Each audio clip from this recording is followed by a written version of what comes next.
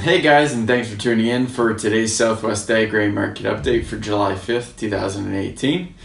Well, it's been quite the scorcher out there over the last week or so, but it looks like relief is on its way. Later on today, we will see some rain moving in, followed by some more seasonal temperatures. So crops are looking like they're on par with last year, so a rain today would be welcomed across the province. Speaking of the province, here in southern Ontario, we've had our first few loads of wheat show up at the local elevators, with moisture levels ranging from as low as 13% to about as high as 17%, with good quality.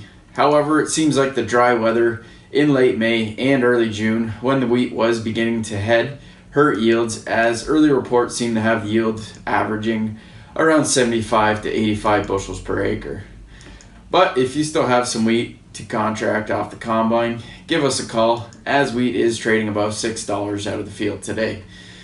One other thing that will be interesting to see is if more growers will push for some double crop soybeans with the earlier than expected wheat harvest and moisture moving in as well.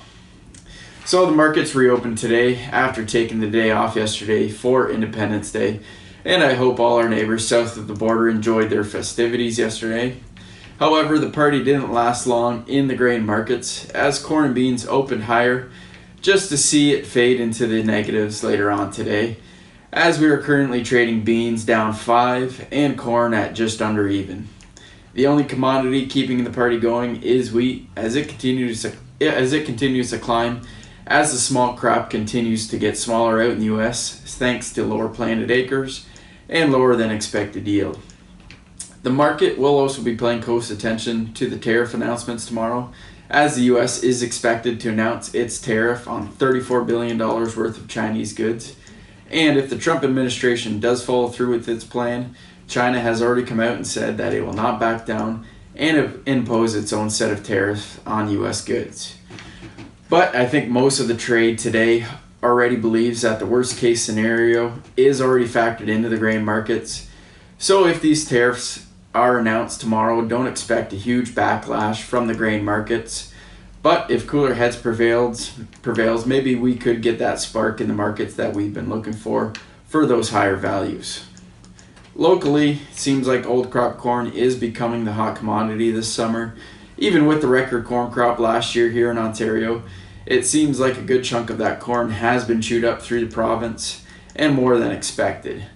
We are seeing basis values slowly creep up, and end users and exporters look to lock up the rest of their corn needs for the year.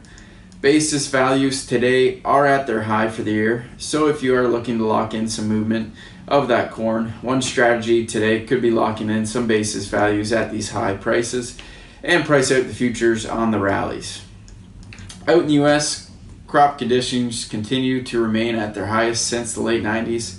Weather continues to be favorable in the market's eyes, but with pollination for corn around the corner, those favorable conditions could turn quickly, so keep an eye on those temperatures and moisture maps out of the US, as they could start painting a better picture of where this crop will end up. So that's all I got for you folks today, and this has been your Southwest Ag Grain Market Update. I'm James Tetreault. Stay cool out there, keep up the good work, and keep the swaggin' ag.